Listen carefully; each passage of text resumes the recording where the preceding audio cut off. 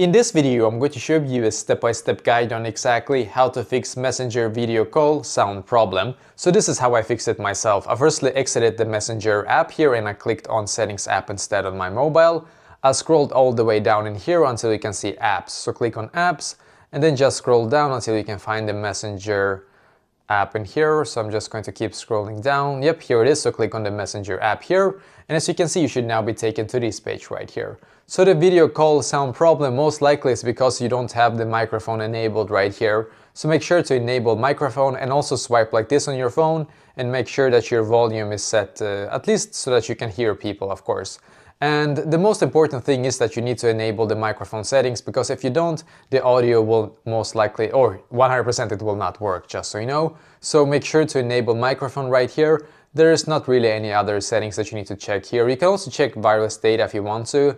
If you have this one set to off, it's not going to work either, so either VLAN or VLAN and mobile data here. And that is basically exactly how to fix it.